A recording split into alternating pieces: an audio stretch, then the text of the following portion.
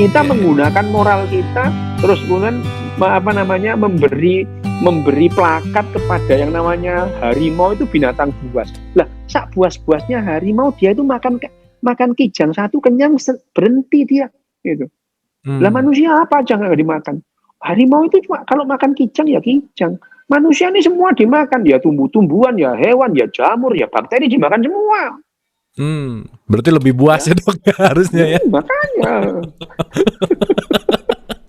Waduh, ini dari tadi kita menyadari manusia, jadi harus Iya. berpikir ulang nih gitu ya. Nah, Manusia nih. makanya itu kita itu sebetulnya ini kita itu kita itu humble sedikit, jangan sok-sokan gitu ya gitu.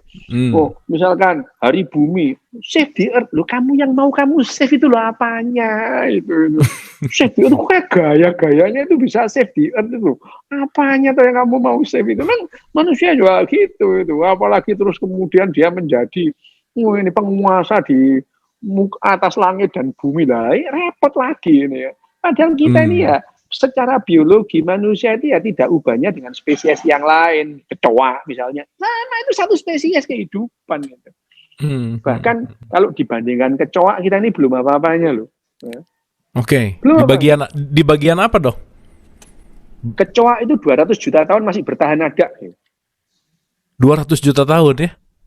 Ya. Masih bertahan kecoa itu. Kita baru 350.000 tahun. Ya kalau dibandingkan Homo erectus ya, Homo erectus itu bertahan hampir 2 juta tahun. Gitu. Jadi dia lebih cerdas.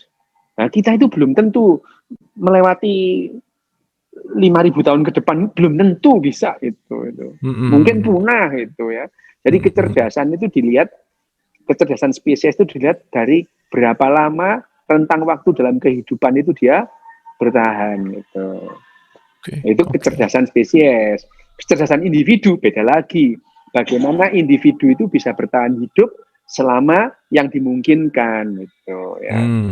Ya misalkan kecerdasan kita sekarang ini sebetulnya kecerdasan individu kita itu tidak lebih cerdas dari kecerdasan nenek moyang kita pemburu pengumpul itu. Pada saat nenek moyang kita pemburu pengumpul itu dia bisa bertahan hidup sendirian di hutan sana berminggu-minggu, berbulan-bulan, bertahun-tahun sendirian. Orang zaman sekarang suruh ke hutan, matilah dia di hutan 3 hari gitu. Iya benar.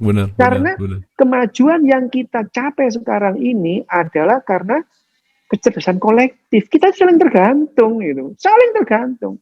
Bahkan kita itu makan Indomie aja itu tergantung swalayan sebelah itu buka apa enggak gitu. Benar. Tergantung supir truknya itu dari pabrik Indominya itu nyuplai enggak ke swalayannya itu. Belum lagi LPG-nya itu ada apa enggak itu ya. Jadi kita itu saling mendukung satu sama yang lain. Fragil kita ini sebetulnya itu saling tergantung itu. Ya. Nah, dengan demikian moralitas memang penting. Moralitas itu adalah kesepakatan apa yang boleh kita lakukan, apa yang tidak boleh gitu. Tapi secara biologi moral itu juga hasil kerja manusia. Kenapa? Untuk mendukung supaya dia hidup bareng bersama itu, melibatkan yang namanya ini neuron cermin kita itu saling berbagi ide itu dalam pemandangan neuroscience adalah dan yang namanya hubungan seks pada manusia itu juga melibatkan empati itu, melibatkan empati. Kalau enggak, wah ya enggak bakal harmonis itu ya. Yang satu kesakitan gitu ya, yang satu nggak menikmati, gitu. Tidak ada konsen, tidak ada kesepakatan gitu ya. Jadi akhirnya alih-alih itu adalah kegiatan yang menyenangkan, jadi menyiksa pada beberapa orang yang tidak mendapatkan yang seharusnya itu. Tapi yang namanya sains itu ya, sains kalau saya kan posisi saya sebagai saintis ya, saya menjelaskan apa yang sedang terjadi. Saya tidak dalam posisi menyampaikan apa yang seharusnya terjadi. Gitu ya. Jadi saya menjelaskan kenapa kok seperti ini. Seharusnya bagaimana setiap orang punya konsep tersendiri. Gitu ya Mas. Oke. Ya. Oke, nah jadi balik lagi dok, berarti tadi si seksual itu kan bagian dari rekreasi gitu ya? Ya, ya. Nanti mungkin kita akan bicara tentang proses dan seterusnya gitu. Karena saya Ya. pernah baca satu penelitian bahwa lebih dari saya pernah ikutan seminar namanya Mantakcia, dia salah satu master sex healing dan sex healing seperti Mm-mm. itu. Dia pernah mengatakan Mm-mm. gini, Dok. 80% wanita itu tidak pernah merasakan orgasme, kata dia. Gitu. Itu ada penelitian yang menentukan karena ketidaktahuan cara, yang itu tadi kalau kita bicara cara gitu ya, ketidaktahuan bagaimana cara melakukan yang proper gitulah kira-kira, Dok. Makanya Mm-mm. tadi Mm-mm. begitu dokter berbicara tentang empati, ini nyambung banget gitu. Karena empati itu berarti jadi satu power penting dalam melakukan si seksual ini tadi. Gitu ya kira-kira, Dok. Mm-mm. Ya, ya. Oke. Yang pertama, orgasme itu bukan syarat pada Hmm. perempuan, ya. Pada laki-laki iya, karena yang namanya sexual intercourse kalau kemudian terjadi ejakulasi, keluarnya sperma itu adalah diikuti oleh orgasme perempuan, laki-laki. Tapi perempuan itu menikmati hubungan seks itu tidak hanya pada orgasmenya. Oke. Ya, aktivitas seksual itu tidak selalu diakhiri dengan orgasme, dan orang menikmati seksual activity itu tidak selalu mengejar orgasme ini pada dasarnya loh ya, gitu ya. Pada umumnya hanya saja kebelakangan ini masa-masa di mana kita saling terbuka, terus kemudian tidak lagi menganggap yang namanya aktivitas seksual itu tabu. Sebetulnya yang menganggap aktivitas seksual tabu ini yang paling besar dosanya itu Ratu Victoria. Gitu. Ratu Victoria? Ratu Victoria. Gimana? Ratu Victoria itu pernah memerintah, gitu ya, dengan suaminya waktu itu ya. Ratu Victoria itu menganggap segala sesuatu yang berhubungan dan seks itu dilarang. Dilarang itu. Jadi membicarakan seks di tempat umum itu tidak boleh, gitu ya. Wah, ini dia tidak tahu ya, dia itu kayak di Indonesia zaman sekarang itu. Sampai yang namanya kakinya piano di zaman Ratu Victoria itu ditutup karena itu bisa menimbulkan syahwat. Siapa yang mau horny sama piano itu ya itu. Ya itu. Ya itu. Orang dilarang di Inggris dilarang dilarang membicarakan seks. Perempuan dilarang dilarang berinisiatif melakukan hubungan seksual. Berinisiatif ngajak pun nggak boleh. Pokoknya kasarnya itu ya, yang namanya secara kasarnya itu perempuan Inggris itu yang diharuskan adalah tidur terlentang memikirkan kejayaan England gitu. Ya, kalau laki-lakinya menyetubuh ya diem aja itu. Diem aja, bersuara pun nggak boleh. Jadi bayangin aja, zaman waktu itu aktivitas seksual itu kayak kecoa kawin, nggak ada suaranya, au juga nggak ada. Gitu. itu regulasi agak aneh ya sebetulnya. Loh, itu jadi undang-undang gitu. Iya. Jadi undang-undang itu. Undang-undang bener, dan itu tersebar seluruh dunia. Kenapa? Karena Inggris itu mempunyai jajahan di mana-mana itu. Ya, itu akhirnya seks itu jadi tabu itu, diomongin itu ya. Nah, sekarang makin kesini kan kita makin terbuka nih, bagaimana seks dan bagaimana orgasme itu terus kemudian menjadi hal yang fun gitu ya, tidak perlu, dan akhirnya mungkin sekarang ya, kalau disurvei lagi ya nggak 80% lagi, mungkin lebih dari separuh perempuan itu merasakan orgasme. Oke. Tentang masalah frekuensinya saja berapa, tapi saya kalau sekarang itu ya mungkin itu akan berubah. Itu faktanya gimana mungkin ya nanti ditelitilah ya, dari 100 orang perempuan itu berapa sih yang nggak pernah merasakan orgasme. Nah, itu sekarang akan berbeda lagi gitu ya. Nah, itu yang perkembangan seksual di dunia ini sebetulnya ya nggak rumit-rumit amat. Yang membuat rumit itu kitanya sendiri gitu. Ada orang yang menganggap seks itu adalah kotor, tapi itu dalam beragamanya pun itu yang basek aja itu ya. Ya banyak yang basek gitu, dilarang. Pokoknya aturannya itu aturan agamanya itu hanya melulu soal seks lah itu. Ada sih yang begitu ya. Tapi ya enggak apa, itu adalah bagian dari moral. Itu bagian dari moral. Tapi yang namanya kita kembali ke otak seksual itu sendiri ya printed seperti itu gitu ya.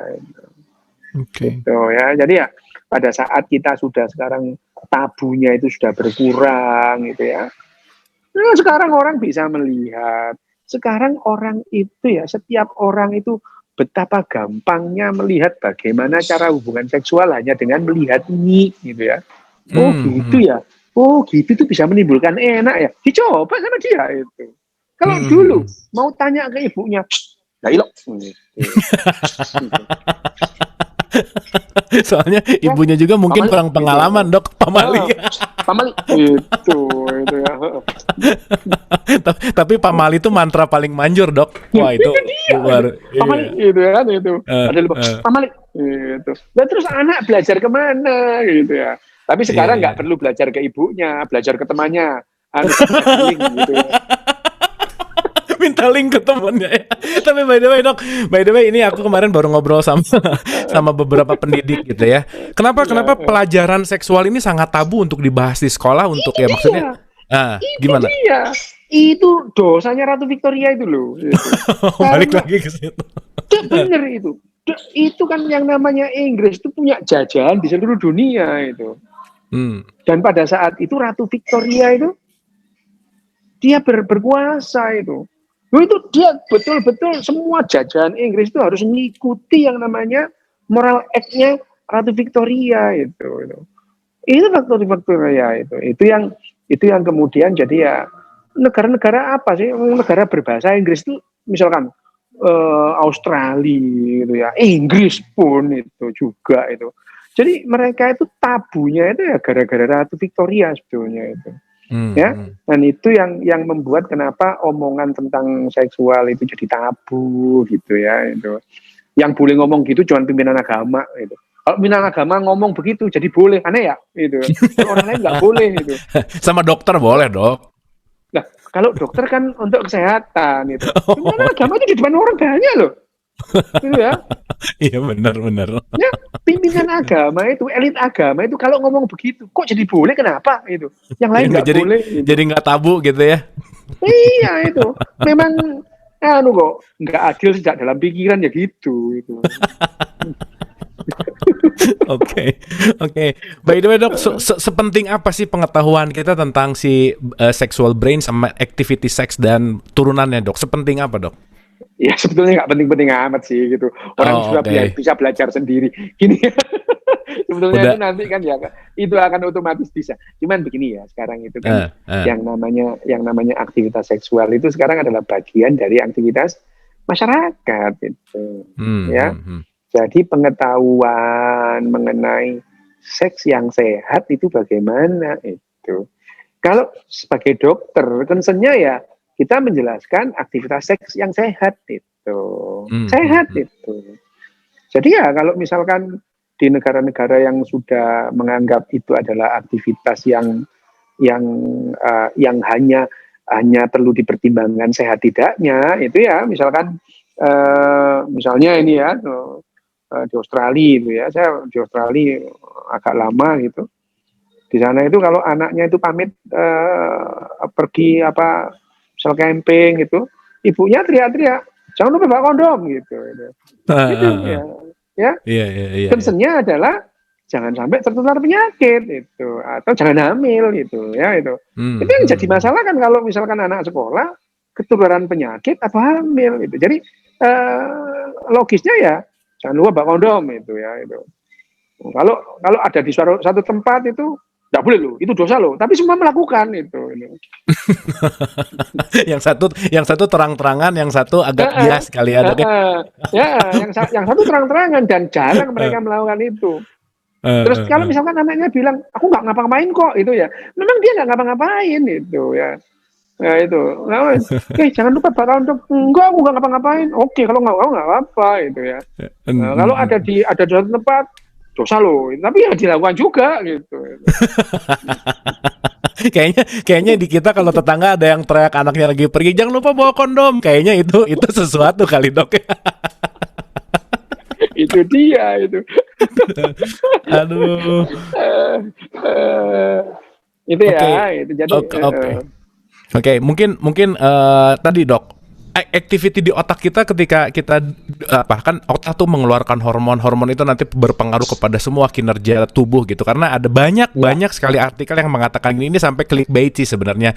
Berhubungan seks bikin langsing dan sehat. Ini tipsnya. Nah, banyak yang kayak gitu. Nah, gimana kaitannya, Dok? ya kalau berhubungan seks bikin langsing dan sehat, tapi kalau dia berhubungan seks tiap hari tapi makannya nggak karu-karuan ya tetap gendut gitu ya. Iya bener dong. Tetap aja ya. Gimana sih gitu ya. Urusan gendut dan langsing itu adalah urusan kalori. Kalori yang masuk harus lebih sedikit daripada kalori yang keluar. Itu orang bisa melangsing gitu ya itu. Betul. Lah, bukan ya urusannya adalah kalori yang masuk berapa, yang keluar berapa kan gitu ya. Memang nggak waras kok pikiran orang-orang ini loh ya gitu ya.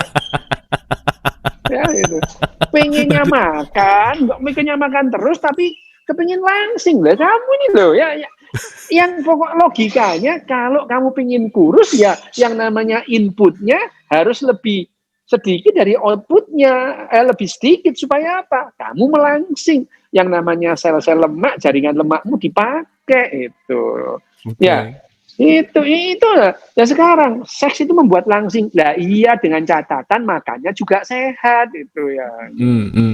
Misalnya ya, ini ya. Harus dianalisa lebih dalam ya Dok ya. Loh lah iya itu ya. Memang kalau kita itu mensimplifikasikan, itu loh ada penelitian gitu. Kamu hubungan seks tiap hari biar langsing. Lah ya gimana orang makannya banyak itu ya nggak bisa itu.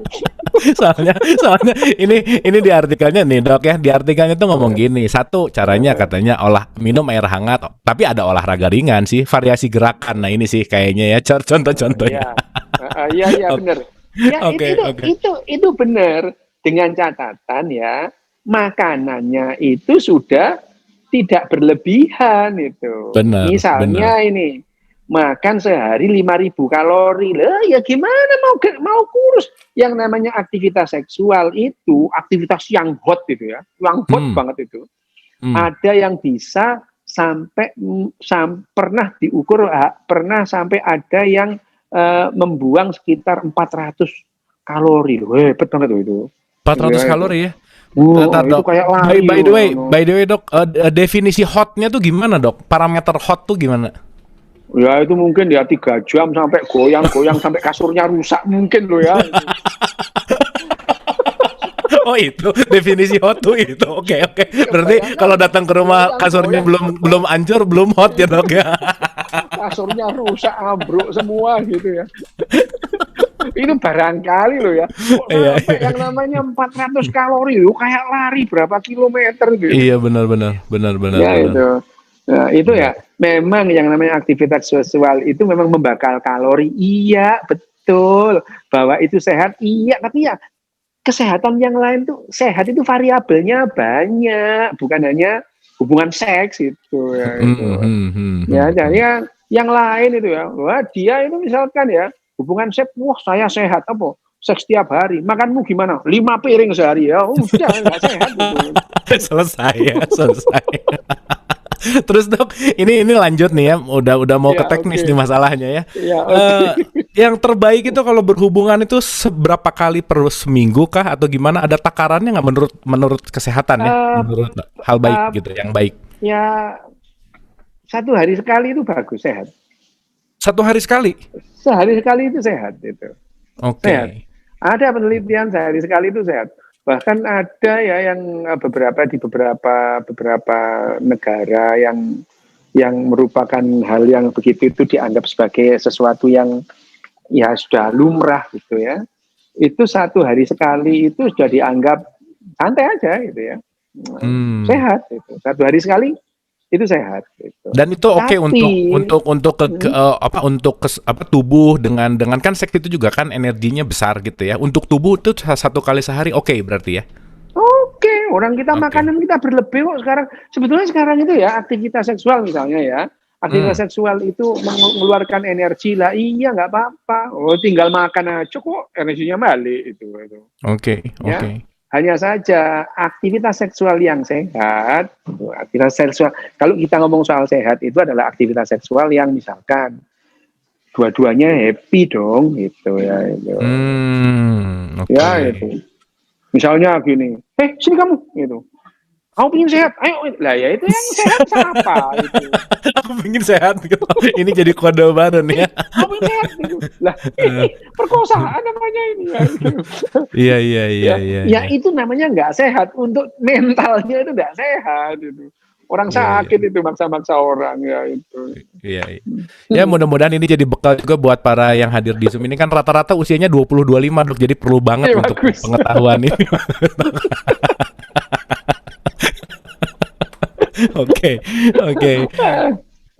Nah, terus balik lagi tuh kan tadi dokter bilang bahwa kaitan sama otak, tentang si seksual ini kaitan sama otak gitu. Nah, rasa hasrat itu Dok, ketika hadir itu ada kadang-kadang tinggi banget gitu, ada kadang-kadang enggak juga gitu. Nah, itu gimana pengaruh dengan otaknya Dok? Nah, itu ada urusannya. Nah, memang yang namanya di otak kita itu ada pusat-pusat reward ya, yang mengejar reward dan mengejar reward dan enggak mau punishment itu. Jadi dan itu ada dalam bawah sadar kita ya. Itu ada pada limbic system. Pada yang namanya ventral tegmentum area itu ya. Di situ. Ventral tegmentum area itu memperhitungkan reward apa yang kalau saya melakukan ini gitu ya itu. Oke. Itu. Tapi itu di bawah sadar loh, di luar kesadaran gitu ya. Jadi misalnya seorang cowok melihat itu dalam waktu 50 nanodetik itu. 50 nanodetik itu. 50 nanodetik itu cepet banget gitu ya. Ya. 50 nanodetik itu, 1/200 detik itu. Dia itu bisa menilai bahwa ini kalau ini aku akan mendapatkan seks yang hebat gitu. Oke. Itu insting berarti Dok ya? Atau gimana tuh? Iya, instinktif. Iya, itu yang masuk dalam memori implisit tadi itu ya. Ini hasil pembelajaran evolusioner sejak nenek moyang kita dulu itu ya. Ya itu VTA itu, dan kemudian diteruskan kepada sistem limbik yang lain itu, masuk ke amigdala. Dia mikir dalam waktu pendek ya, 200 nanodetik dia tuh mempertimbangkan ini apa yang harus dilakukan itu. Itu yang namanya emosi. Itu nggak pakai dipikir, itu otak kita mengkalkulasi cepat, itu namanya emosi itu, mengkalkulasi cepat. Seperti pemain bulu tangkis namplek itu nangkis itu ya, atau pemain karate, pemain silat nangkis itu bukan refleks, itu sebetulnya memori implisitnya yang latihan itu ya, dan itu membuat otak kita itu merekam kalau ada gerakan gini otomatis harus begini. Itu bukan refleks, itu perhitungan di otak. Jadi otak kita tuh mengkalkulasi banyak hal setiap hari gitu ya. Berpikir itu hanya salah satu kecil bagian dari manusia, berpikir tuh. Jadi kalau kita itu mengatakan pikiranmu itu kemana, ya, sebetulnya manusia tuh 98% lebih kehidupannya itu nggak pakai mikir. Emang Mas Abu kalau ngunyah mikir, nggak pakai kan? Ya benar nggak? Iya benar. Oke, 98% aja benar. Nggak pakai itu. Memang makan itu terus minum itu misalnya saya tak telan ya, lidahku tak kebelakangin dikit ya, nggak bakalan, itu otomatis sudah gitu. Misalkan nyetir itu mikir. Mas Abu pulang dari kantor nyetir itu sampai rumah nggak pernah mikir, tahu-tahu sampai itu. Benar. Ya, jadi pikiran, cara berpikir kita, rasio kita bekerja itu kecil sekali itu. Jadi bahwa manusia ini adalah organisme yang berpikir, itu katanya siapa gitu ya itu. Segala sesuatunya itu jalan itu otomatis kok, kita itu dituntun oleh emosi kita. Emosi itu adalah bagaimana otak itu melihat pola, menilai pola, dan merespon pola itu dengan cepat. Itu yang namanya emosi. Jadi kalau misalkan di depan ada mobil berhenti, langsung ngerem, itu adalah kerjaannya otak emosi itu. Okay. Itu bukan refleks itu. Otak kita sudah memikir. Kenapa? Karena latihan yang pertama. Misalkan Mas Abu misalkan bisa main bulu tangkis atau sulap itu. Sulap itu Mas Abu ya misalnya nanya, itu latihannya berapa lama? Banyak itu. Mulai memegang bagaimana yang namanya koin itu nggak kelihatan dari luar ya. Itu. Dan itu akhirnya seperti otomatis saja itu. Betul. Itu perlu latihan itu. Nah, itu juga yang merupakan yang namanya otak emosi kita, dan kita itu dalam waktu setiap saat itu otak emosi kita itu mendrive lebih banyak kegiatan tindakan kita ketimbang otak rasional itu. Nah, aktivitas seksual tadi itu keputusan untuk kita melakukan aktivitas seksual itu keputusan logis, keputusan rasional.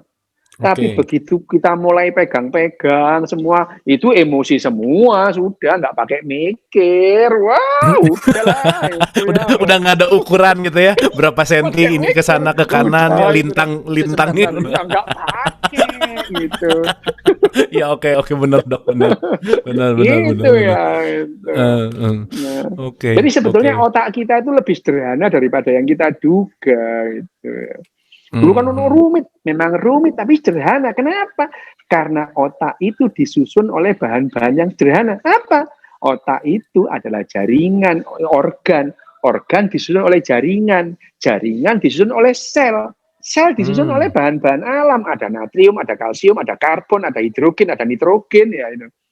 Dan itu bahan-bahan alam dan semua bekerja sesuai dengan hukum alam. Itu tidak ada takhayul dalam tubuh kita ini itu. Iya. Ya gitu. Ya kalau saya sih gampang ngomong sama Mas Abu Marlo ini. You are a magician. You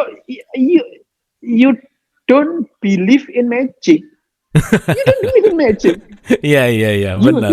You play tricks gitu kan gitu. Iya. Iya itu. Hanya penonton yang percaya magic gitu. Betul. Pesulapnya. Iya. Wah, nih Dokter Yohasan kayaknya baca bukunya Diver Non ya, itu memang isinya gitu. Oke, Dok, ini langsung ada yang nyamber gini Dok, tapi ini relevan banget, pas banget. Aktivitas seksual itu bisa bikin kecanduan nggak? Nah, itu kan tadi ritual tuh. Nah, gimana Dok? Bisa. Semua tindakan manusia itu mempunyai potensi nyandu. Semua kerjaan manusia. Bisa. Tapi yang namanya kecanduan itu gini. Kecanduan itu kalau seseorang itu tidak melakukan, jadi tersiksa. Itu kecanduan namanya. Gitu. Jadi tersiksa ya, oke. Sakau gitu ya. Adiktif itu sakau misalkan itu. Begitu biasanya sehari sekali, begitu nggak melakukan, pusing kepalanya sampai. Nah itu namanya kecanduan itu. Sama dengan kecanduan game sama itu. Jadi tindakan manusia yang menimbulkan rasa nyaman, rasa happy, rasa gembira itu mempunyai potensi kecanduan. Sama lah misalkan ganja. Ganja itu punya potensi kecanduan. Tetapi dalam sejarah kedokteran itu tidak pernah ada laporan ada orang kecanduan ganja. Nggak ada.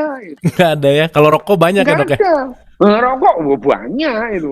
Nggak ada orang kecanduan ganja itu. Apalagi sampai sakau. Nggak ada itu. Oh gitu Dok? Nggak ada. Lain kali kita ngomong ganja deh. Kita ngomong seks aja sekarang. Oke Dok, next kita bahas Dok, soalnya ini benar-benar baru tahu loh, benar-benar baru dengar detik tadi gitu ketika Dokter Yohasan bahwa nggak pernah ada yang kecanduan si ganja tadi, ya balik lagi. Oke. Bahwa ganja itu mempunyai potensi nyandu. Iya, kenapa? Karena menimbulkan rasa nyaman. Segala sesuatu yang menimbulkan rasa nyaman bisa menimbulkan efek kecanduan itu. Orang tahu nggak orang kecanduan glukosa? Orang gendut itu loh. Orang gendut itu kecanduan glukosa loh. Dia kalau nggak makan itu tersiksa dia itu. Oke. Tersiksa itu. Sakaunya itu sakau nasi uduk loh ya. Gimana itu? Sakau nasi uduk. Tapi sekarang kayaknya sakaunya sakau boba, Dok. Sedikit-dikit harus minum boba tuh di mana-mana ya. Itu Wah, luar biasa. makanya, oke. Bener ya. Ketika dikit-dikit pengen juga udah mulai kecanduan nih, glukosa Pada aja bisa saat kecanduan. kita ya, Yes. pada saat ya, yang kita biasa lakukan terus kemudian mendadak stop, terus kita yang namanya withdrawal ya. Withdrawal itu apa, sindroma putus obat. Jadi seperti wah bingung. Itu namanya sakau itu ya. Itu withdrawal itu ya, withdrawal effect itu atau sakau. Itu adalah tanda-tanda dari kecanduan ya itu. Jadi kecanduan seks, ada orang kecanduan itu. Jadi sehari nggak melakukan, sakit kepala gitu, ada gitu. Buku Cosmos karya Carl Sagan. Dinarasikan ulang oleh Jendela Ilmu. Bab 1. Tepi Lautan Kosmik.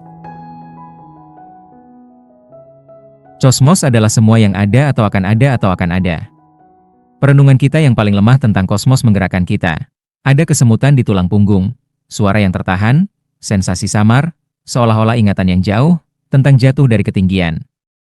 Kami tahu kami sedang mendekati misteri terbesar. Ukuran dan usia kosmos berada di luar pemahaman manusia biasa. Hilang di suatu tempat antara luasnya dan keabadian adalah rumah planet kecil kita. Dalam perspektif kosmik, sebagian besar perhatian manusia tampak tidak penting, bahkan sepele. Namun spesies kita masih muda, ingin tahu, dan berani dan menunjukkan banyak harapan. Dalam beberapa milenium terakhir kami telah membuat penemuan paling mencengangkan dan tak terduga tentang kosmos dan tempat kami di dalamnya. Eksplorasi yang menggembirakan untuk dipertimbangkan. Mereka mengingatkan kita bahwa manusia telah berevolusi untuk bertanya-tanya, bahwa pemahaman adalah kegembiraan, bahwa pengetahuan adalah prasyarat untuk bertahan hidup. Saya percaya masa depan kita tergantung pada seberapa baik kita tahu ini kosmos di mana kita mengapung seperti debu di langit pagi. Eksplorasi tersebut membutuhkan skeptisisme dan imajinasi. Imajinasi akan sering membawa kita ke dunia yang tidak pernah ada. Tapi tanpa itu, kita tidak akan kemana-mana. Skeptisisme memungkinkan kita untuk membedakan fantasi dari fakta, untuk menguji spekulasi kita. Kosmos kaya tak terkira, dalam fakta-fakta elegan, dalam hubungan timbal balik yang sangat indah, dalam mesin kekaguman yang halus. Permukaan bumi adalah pantai samudra kosmik. Dari situ kami telah mempelajari sebagian besar dari apa yang kami ketahui. Baru-baru ini, kami telah mengarungi sedikit ke laut, cukup untuk membasahi jari-jari kaki kami atau, paling banyak, membasahi pergelangan kaki kami. Airnya tampak mengundang. Panggilan samudra. Beberapa bagian dari keberadaan kita tahu ini dari mana kita berasal. Kami rindu untuk kembali. Aspirasi-aspirasi ini, saya pikir, tidak kurang sopan, meskipun mereka mungkin mengganggu dewa apapun. Dimensi kosmos begitu besar sehingga menggunakan satuan jarak yang sudah dikenal, seperti meter atau mil, yang dipilih untuk kegunaannya di bumi, tidak masuk akal. Sebaliknya, kami mengukur jarak dengan kecepatan cahaya. Dalam 1 detik seberkas cahaya bergerak sejauh 186.000 mil, hampir 300.000 kilometer atau 7 kali mengelilingi bumi. Dalam 8 menit itu akan melakukan perjalanan dari matahari ke bumi. Kita dapat mengatakan matahari berjarak 8 menit cahaya. Dalam setahun, ia melintasi hampir 10 triliun kilometer, sekitar 6 triliun mil, dari ruang angkasa. Satuan panjang itu, jarak yang ditempuh cahaya dalam 1 tahun, disebut tahun cahaya. Ia mengukur bukan waktu tetapi jarak yang sangat jauh. Bumi adalah sebuah tempat. Ini bukanlah satu-satunya tempat. Itu bahkan bukan tempat biasa. Tidak ada planet atau bintang atau galaksi yang khas, karena sebagian besar kosmos kosong. Satu-satunya tempat yang khas adalah dalam ruang hampa universal yang luas, dingin, dan malam abadi di ruang antar galaksi, tempat yang begitu aneh dan sunyi sehingga, sebagai perbandingan, planet, bintang, dan galaksi tampak sangat langka dan indah. Jika kita dimasukkan secara acak ke dalam kosmos, peluang kita untuk menemukan diri kita sendiri di dalam atau di dekat planet akan menjadi kurang dari 1 di antara 1 miliar triliun. Dalam kehidupan sehari-hari, peluang seperti itu disebut menarik. Dunia itu berharga. Dari sudut pandang antar galaksi kita akan melihat, berserakan seperti buih laut di gelombang angkasa, tak terhitung banyaknya sulur cahaya tipis yang samar. Ini adalah galaksi. Beberapa adalah pengembara soliter, sebagian besar menghuni kelompok komunal, berkerumun bersama, melayang tanpa henti dalam kegelapan kosmik yang besar. Di depan kita adalah kosmos yang termegah skala yang kita tahu. Kita berada di alam nebula, 8 miliar tahun cahaya dari bumi, setengah jalan ke tepi alam semesta yang diketahui. Sebuah galaksi terdiri dari gas dan debu dan bintang, miliaran demi miliaran bintang. Setiap bintang mungkin menjadi matahari bagi seseorang. Di dalam galaksi terdapat bintang dan dunia dan, mungkin saja, perkembangbiakan makhluk hidup dan makhluk cerdas serta peradaban penjelajah angkasa. Tapi dari jauh, sebuah galaksi lebih mengingatkan saya pada koleksi benda-benda indah yang ditemukan. Kerang, mungkin, atau karang, hasil produksi alam yang bekerja selama ribuan tahun di lautan kosmik. Ada beberapa ratus miliar galaksi, masing-masing dengan rata-rata 100 miliar bintang. Di semua galaksi, jumlah planet mungkin sebanyak bintang, atau sama dengan 10 miliar triliun. Menghadapi jumlah yang begitu besar, seberapa besar kemungkinan hanya satu bintang biasa, matahari, yang ditemani oleh planet yang berpenghuni? Mengapa kita, yang terselip di sudut kosmos yang terlupakan, begitu beruntung? Bagi saya, tampaknya jauh lebih mungkin alam semesta dipenuhi dengan kehidupan. Tapi kita manusia belum tahu. Kami baru saja memulai eksplorasi kami. Dari jarak 8 miliar tahun cahaya, kita kesulitan menemukan gugus tempat galaksi Bima Sakti kita tertanam, apalagi matahari atau bumi. Satu-satunya planet yang kita yakini berpenghuni adalah setitik kecil batu dan logam, bersinar lemah oleh pantulan sinar matahari, dan pada jarak ini benar-benar hilang. Tapi saat ini perjalanan kita membawa kita ke apa yang para astronom di bumi suka sebut sebagai grup lokal galaksi. Melintasi beberapa juta tahun cahaya, ia terdiri dari sekitar 20 galaksi penyusun. Ini adalah kelompok yang jarang dan tidak jelas serta bersahaja. Salah satu galaksi ini adalah M31, terlihat dari bumi di konstelasi Andromeda. Seperti galaksi spiral lainnya, galaksi ini adalah kincir raksasa bintang, gas, dan debu. M31 memiliki dua satelit kecil, galaksi elips kerdil yang diikat oleh gravitasi, oleh hukum fisika yang sama yang cenderung membuat saya tetap di kursi. Hukum alam sama di seluruh kosmos. Kami sekarang berada 2 juta tahun cahaya dari rumah. Di luar M31 ada galaksi lain yang sangat mirip, milik kita, lengan spiral berputar perlahan, setiap 1/4 miliar tahun. Sekarang, 40.000 tahun cahaya dari rumah, kita menemukan diri kita jatuh menuju pusat galaksi Bima Sakti. Tetapi jika kita ingin menemukan bumi, kita harus mengarahkan perjalanan kita ke pinggiran galaksi yang terpencil, ke lokasi yang tidak jelas di dekat tepi lengan spiral yang jauh. Kesan kita yang luar biasa, bahkan di antara lengan spiral, adalah bintang-bintang yang mengalir di dekat kita. Sederetan bintang yang sangat indah bercahaya sendiri, beberapa tipis seperti gelembung sabun dan begitu besar sehingga bisa memuat 10.000 matahari atau 1 triliun bumi, yang lain seukuran kota kecil dan 100 triliun kali lebih padat dari timbal. Beberapa bintang soliter, seperti matahari. Kebanyakan punya teman, sistem biasanya ganda, 2 bintang mengorbit satu sama lain. Namun ada gradasi berkelanjutan dari sistem 3 melalui gugus lepas beberapa lusin bintang ke gugus bola besar, gemerlap dengan sejuta matahari. Beberapa bintang ganda sangat dekat sehingga bersentuhan, dan arus bintang mengalir di antara keduanya. Sebagian besar terpisah seperti Jupiter dari matahari.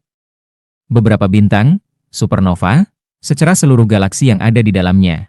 Yang lainnya, lubang hitam, tidak terlihat dari jarak beberapa kilometer. Beberapa bersinar dengan kecerahan konstan, yang lain berkedip tidak pasti atau berkedip dengan ritme yang tidak berubah. Beberapa berputar dalam keanggunan yang megah, yang lain berputar begitu tergesa-gesa sehingga mereka mengubah diri menjadi oblat tenes. Sebagian besar bersinar terutama dalam cahaya tampak dan inframerah, yang lainnya juga merupakan sumber sinar X atau gelombang radio yang cemerlang. Bintang biru itu panas dan muda, bintang kuning, konvensional dan paruhbaya, bintang merah, seringkali sudah tua dan sekarat, dan bintang-bintang kecil putih atau hitam berada di ambang kematian. Bima Sakti berisi sekitar 400 miliar bintang dari segala jenis yang bergerak dengan anggun yang rumit dan teratur. Dari semua bintang, sejauh ini, penghuni bumi tahu-tahu jarak dekat, hanya satu. Setiap sistem bintang adalah sebuah pulau di luar angkasa, yang dikarantina dari tetangganya berdasarkan tahun cahaya.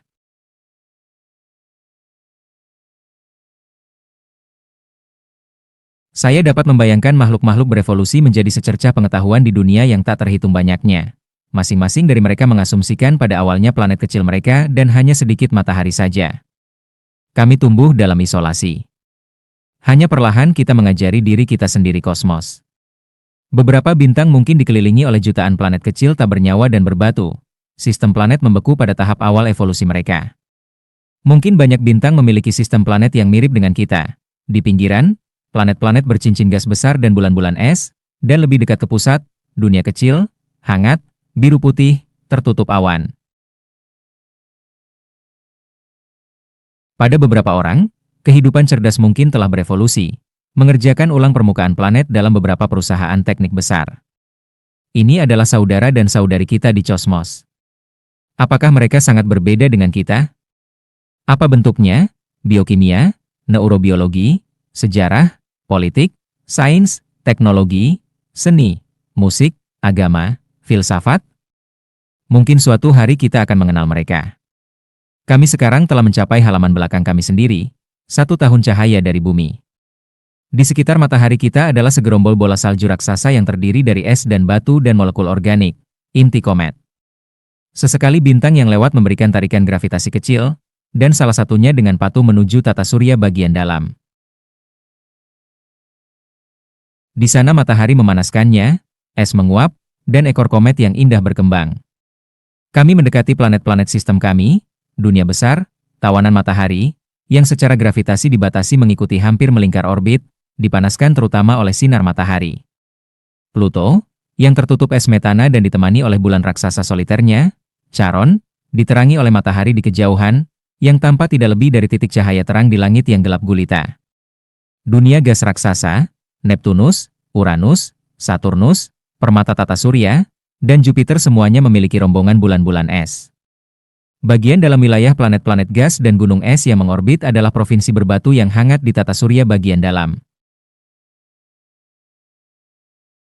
Ada, misalnya, planet merah Mars, dengan gunung berapi yang menjulang tinggi, celah lembah yang besar, badai pasir yang sangat besar di seluruh planet, dan, mungkin saja, beberapa bentuk kehidupan sederhana.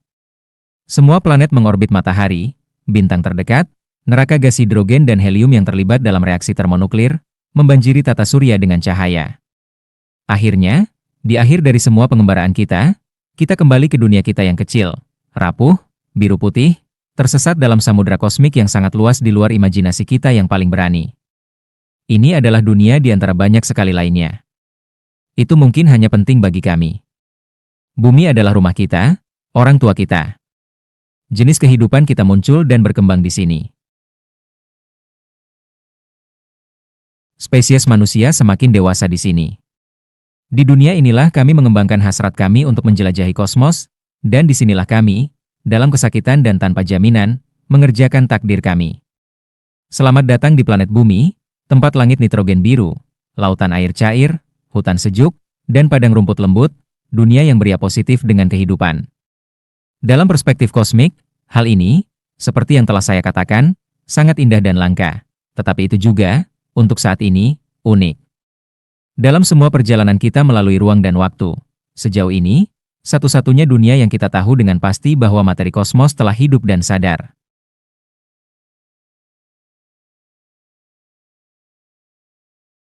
Pasti ada banyak dunia seperti itu yang tersebar di ruang angkasa, tetapi pencarian kita akan mereka dimulai di sini, dengan akumulasi kebijaksanaan pria dan wanita spesies kita, yang terkumpul dengan harga yang sangat mahal selama lebih dari 1 juta tahun. Kami memiliki hak istimewa untuk hidup di antara orang-orang yang brilian dan sangat ingin tahu, dan pada saat pencarian pengetahuan umumnya dihargai. Manusia, penemuan bahwa bumi adalah dunia kecil telah dibuat, karena begitu banyak penemuan penting manusia, di timur dekat kuno, pada waktu yang oleh sebagian manusia disebut abad ketiga SM, di kota metropolis terbesar pada zaman itu, kota Mesir Alexandria. Di sini hiduplah seorang pria bernama Eratosthenes.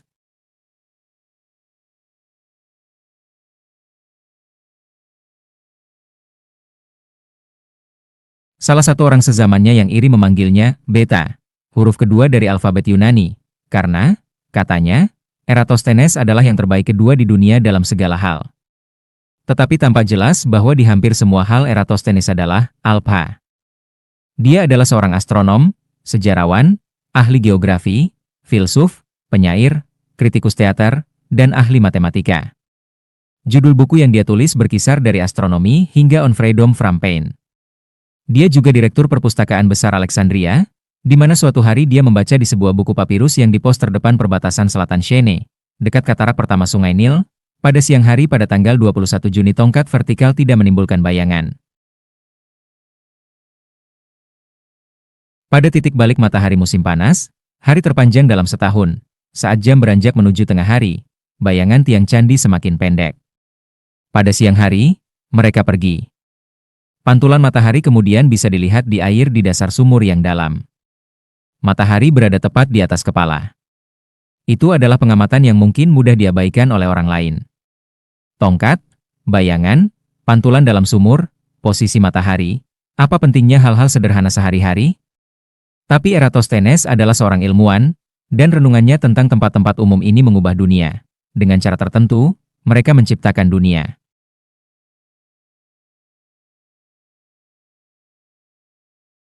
Eratosthenes memiliki pikiran untuk melakukan percobaan, sebenarnya untuk mengamati apakah tongkat vertikal di Alexandria menghasilkan bayangan menjelang tengah hari pada tanggal 21 Juni.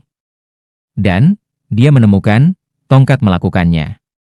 Eratosthenes bertanya pada dirinya sendiri bagaimana, pada saat yang sama, sebatang tongkat di Chene tidak bisa menghasilkan bayangan dan sebatang tongkat di Alexandria, jauh di utara, bisa menghasilkan bayangan yang jelas.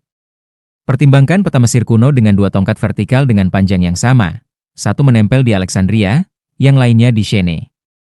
Misalkan, pada saat tertentu, setiap batang tidak menghasilkan bayangan sama sekali. Ini sangat mudah dimengerti, asalkan bumi itu datar. Matahari kemudian akan berada tepat di atas kepala. Jika kedua tongkat menghasilkan bayangan dengan panjang yang sama, itu juga masuk akal di bumi yang datar. Sinar matahari kemudian akan miring pada sudut yang sama terhadap kedua tongkat. Tapi bagaimana mungkin pada saat yang sama tidak ada bayangan di Chene dan bayangan substansial di Alexandria? Dia melihat, satu-satunya jawaban yang mungkin adalah bahwa permukaan bumi melengkung. Tidak hanya itu, semakin besar kelengkungannya, semakin besar perbedaan panjang bayangannya. Jarak matahari begitu jauh sehingga sinarnya sejajar saat mencapai bumi.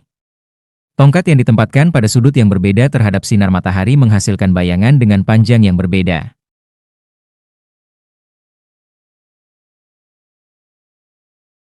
Untuk perbedaan panjang bayangan yang diamati, jarak antara Alexandria dan Chene harus sekitar 7 derajat di sepanjang permukaan bumi, yaitu, jika Anda membayangkan tongkat yang menjulur ke tengah bumi, mereka akan berpotongan di sana dengan sudut 7 derajat. 7 derajat adalah kira-kira 1/50 dari 360 derajat, keliling penuh bumi. Eratosthenes tahu bahwa jarak antara Alexandria dan Chene kira-kira 800 km, karena dia menyewa seorang pria untuk mempercepatnya. 800 km kali 50 adalah 40.000 km, jadi itu pasti keliling bumi. Ini adalah jawaban yang benar. Alat Eratosthenes hanya tongkat, mata, kaki dan otak, ditambah rasa untuk bereksperimen.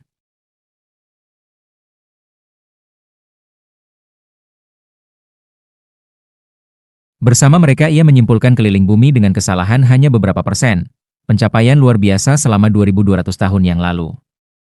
Dia adalah orang pertama yang secara akurat mengukur ukuran sebuah planet.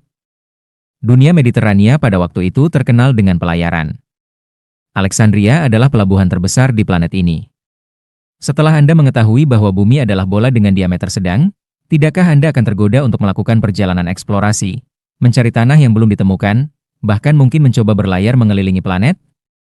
400 tahun sebelum Eratosthenes, Afrika telah dikelilingi oleh armada Fenisia yang dipekerjakan oleh Firaun Necho Mesir. Mereka berlayar, mungkin dengan perahu terbuka yang lemah, dari Laut Merah, berbelok ke pantai timur Afrika sampai ke Atlantik, kembali melalui Mediterania. Perjalanan epik ini memakan waktu 3 tahun, kira-kira selama pesawat ruang angkasa Voyager modern terbang dari bumi ke Saturnus. Setelah penemuan Eratosthenes, banyak pelayaran besar dilakukan oleh para pelaut yang berani dan berani. Kapal mereka kecil. Mereka hanya memiliki instrumen navigasi yang belum sempurna. Mereka menggunakan perhitungan mati dan mengikuti garis pantai sejauh yang mereka bisa. Di lautan yang tidak diketahui mereka dapat menentukan garis lintang mereka, tetapi bukan garis bujurnya, dengan mengamati, malam demi malam, posisi rasi bintang terhadap cakrawala. Konstelasi yang akrab pasti meyakinkan di tengah-tengah yang belum dijelajahi lautan. Bintang-bintang adalah teman para penjelajah, lalu dengan kapal laut di bumi dan sekarang dengan kapal penjelajah angkasa di angkasa. Setelah Eratosthenes, beberapa mungkin telah mencoba, tetapi tidak sampai masa Magellan ada orang yang berhasil mengelilingi bumi. Kisah berani dan petualangan apa yang sebelumnya telah diceritakan sebagai pelaut dan navigator, orang-orang praktis dunia, mempertaruhkan hidup mereka pada matematika seorang ilmuwan dari Alexandria?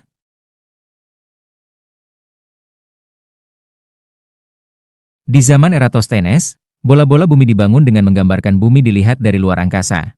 Mereka pada dasarnya benar di Mediterania yang dieksplorasi dengan baik tetapi menjadi semakin tidak akurat semakin jauh mereka menyimpang dari rumah. Pengetahuan kita saat ini tentang kosmos berbagi fitur yang tidak menyenangkan tetapi tak terhindarkan ini.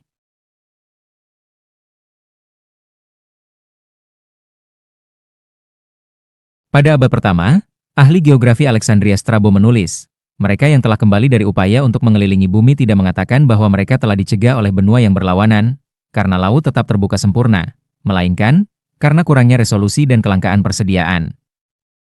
Eratosthenes mengatakan bahwa jika luasnya Samudera Atlantik bukanlah halangan, kita mungkin dengan mudah melewati laut dari Iberia ke India.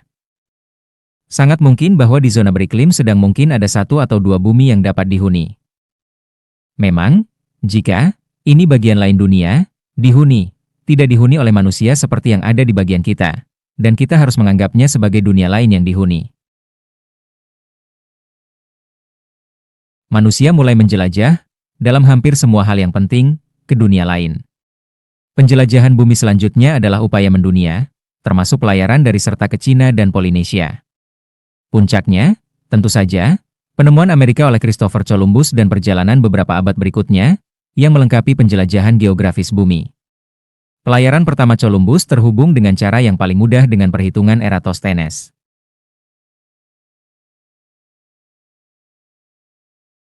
Columbus terpesona oleh apa yang disebutnya perusahaan Hindia, sebuah proyek untuk mencapai Jepang, Cina, dan India bukan dengan mengikuti garis pantai Afrika dan berlayar ke timur melainkan dengan terjun dengan berani ke laut barat yang tidak diketahui. Atau, seperti yang dilakukan Eratosthenes berkata dengan hati nurani yang mengejutkan, melewati laut dari Iberia ke India. Columbus pernah menjadi penjajah peta-peta lama keliling dan pembaca buku yang tekun oleh dan tentang ahli geografi kuno, termasuk Eratosthenes, Strabo, dan Ptolemeus. Tetapi agar Enterprise di Hindia dapat bekerja, agar kapal dan awaknya dapat bertahan dalam perjalanan panjang, bumi harus lebih kecil dari yang dikatakan Eratosthenes. Oleh karena itu, Columbus menyontek perhitungannya, seperti yang ditunjukkan oleh Fakultas Penguji di Universitas Salamanca dengan tepat. Dia menggunakan keliling bumi sekecil mungkin dan perluasan ke arah timur terbesar di Asia yang bisa dia temukan di semua buku yang tersedia baginya, dan bahkan melebih-lebihkan itu. Seandainya Amerika tidak menghalangi, ekspedisi Columbus akan gagal total. Bumi sekarang dieksplorasi secara menyeluruh. Itu tidak lagi menjanjikan benua baru atau tanah yang hilang. Tetapi teknologi yang memungkinkan kita menjelajahi dan menghuni wilayah paling terpencil di bumi sekarang memungkinkan kita meninggalkan planet kita, menjelajah keluar angkasa, menjelajahi dunia lain. Meninggalkan bumi, kita sekarang dapat melihatnya dari atas, untuk melihat bentuk bola pada dari dimensi Eratosthenian dan garis besar benua, yang menegaskan bahwa banyak pembuat peta kuno sangat kompeten. Betapa senangnya pemandangan seperti itu diberikan kepada Eratosthenes dan ahli geografi Alexandria lainnya. Di Alexandria, selama 600 tahun dimulai sekitar 300 SM, manusia, dalam arti penting, memulai petualangan intelektual yang telah membawa kita ke tepian angkasa. Tapi dari tampilan dan nuansa kota marmer yang megah itu, tidak ada yang tersisa. Penindasan dan ketakutan untuk belajar telah melenyapkan hampir semua ingatan tentang Alexandria kuno. Populasinya sangat beragam.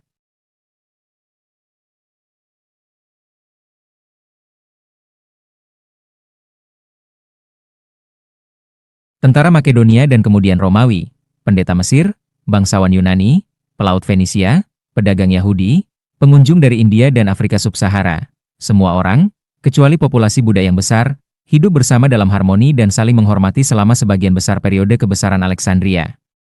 Kota ini didirikan oleh Alexander Agung dan dibangun oleh mantan pengawalnya. Alexander mendorong rasa hormat terhadap budaya asing dan pengejaran pengetahuan yang berpikiran terbuka. Menurut tradisi, dan tidak masalah apakah itu benar-benar terjadi, dia turun di bawah Laut Merah di lonceng selam pertama di dunia. Dia mendorong para jenderal dan tentaranya untuk menikahi wanita Persia dan India. Dia menghormati dewa negara lain. Dia mengumpulkan makhluk hidup eksotis, termasuk gajah untuk Aristoteles, gurunya.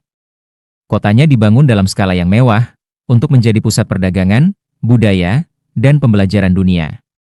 Itu dihiasi dengan jalan lebar selebar 30 meter, arsitektur dan patung-patung yang elegan, makam monumental Alexander, dan mercusuar yang sangat besar, Pharos, salah satu dari 7 keajaiban dunia kuno. Tetapi keajaiban terbesar Alexandria adalah perpustakaan dan museum terkaitnya. Secara harfiah, sebuah institusi yang didedikasikan untuk spesialisasi 9 Moses. Dari perpustakaan legendaris itu, yang paling bertahan saat ini adalah ruang bawah tanah Serapeum yang lembab dan terlupakan, lampiran perpustakaan, yang pernah menjadi kuil dan kemudian dikonsekrasikan kembali menjadi pengetahuan. Beberapa rak cetakan mungkin satu-satunya sisa fisiknya. Namun tempat ini pernah menjadi otak dan kejayaan kota terbesar di planet ini, lembaga penelitian sejati pertama dalam sejarah dunia. Para sarjana perpustakaan mempelajari seluruh kosmos. Kosmos adalah kata Yunani untuk keteraturan alam semesta. Ini, di satu sisi, kebalikan dari chaos. Ini menyiratkan keterkaitan yang dalam dari semua hal. Ini menyampaikan kekaguman akan cara yang rumit dan halus yang mana alam semesta disatukan. Inilah komunitas sarjana, mengeksplorasi fisika, sastra, kedokteran, astronomi, geografi, filsafat, matematika, biologi, dan teknik. Sains dan beasiswa telah berkembang pesat. Jenius berkembang di sana. Perpustakaan Alexandria adalah tempat kita sebagai manusia pertama kali mengumpulkan, secara serius dan sistematis, pengetahuan dunia. Selain Eratosthenes, ada astronom Hipparchus, yang memetakan konstelasi dan memperkirakan kecerahan bintang, Euclid, yang secara brilian mengatur geometri dan memberitahu rajanya, bergumul dengan masalah matematika yang sulit, tidak ada jalan kerajaan menuju geometri. Dionysius dari Thrace, orang yang mendefinisikan bagian-bagian dari kata-kata dan melakukan untuk studi bahasa seperti yang dilakukan Euclid untuk geometri. Herophilus, ahli fisiologi yang dengan tegas menetapkan bahwa otak daripada jantung adalah pusat kecerdasan. Heron dari Alexandria, penemu kereta roda gigi dan mesin uap dan penulis automata, buku pertama tentang robot. Apollonius dari Perga, ahli matematika yang mendemonstrasikan bentuk potongan kerucut, elips, parabola, dan hiperbola, kurva, seperti yang kita ketahui sekarang, diikuti dalam orbitnya oleh planet, komet, dan bintang. Archimedes, jenius mekanik terhebat sampai Leonardo da Vinci, dan astronom dan ahli geografi Ptolemeus, yang mengumpulkan banyak dari apa yang saat ini menjadi pseudosains astrologi. Alam semesta yang berpusat pada bumi memegang kendali selama 1500 tahun, sebuah pengingat bahwa kapasitas intelektual bukanlah jaminan untuk tidak melakukan kesalahan besar. Dan di antara orang-orang hebat itu ada seorang wanita hebat, Hypatia, ahli matematika dan astronom, cahaya terakhir perpustakaan, yang kesyahidannya terikat dengan penghancuran perpustakaan 7 abad setelah didirikan. Sebuah kisah yang akan kita bahas kembali. Raja-raja Yunani Mesir yang menggantikan Alexander sangat serius dalam belajar. Selama berabad-abad, mereka mendukung penelitian dan memelihara lingkungan kerja di perpustakaan untuk para pemikir terbaik di zaman itu.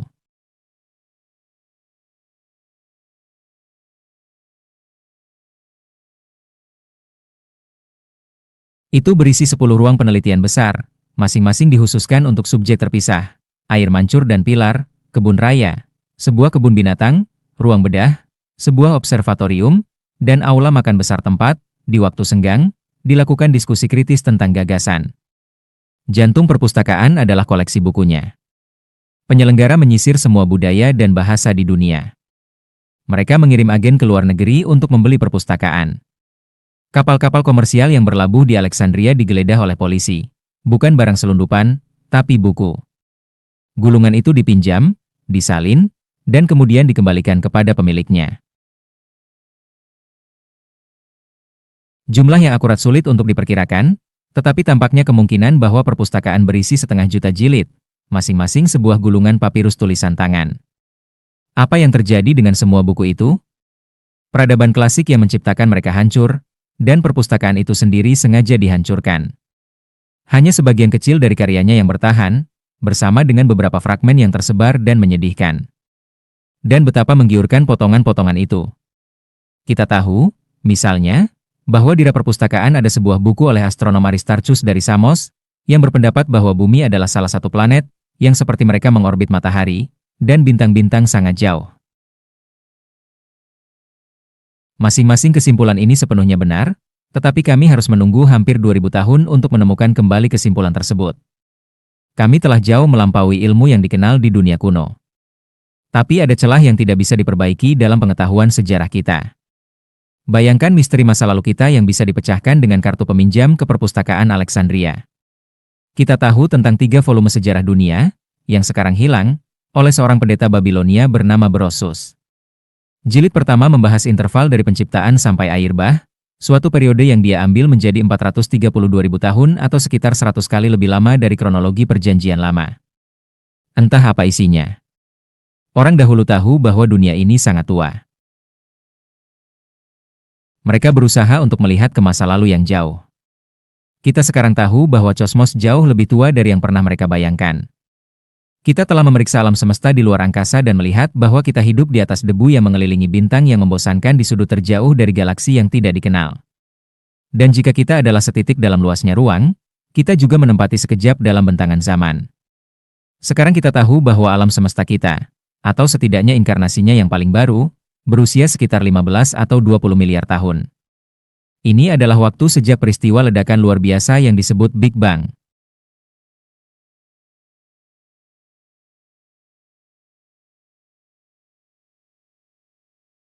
Pada permulaan alam semesta ini, tidak ada galaksi, bintang atau planet, tidak ada kehidupan atau peradaban, hanya bola api yang berseri dan seragam yang memenuhi seluruh ruang.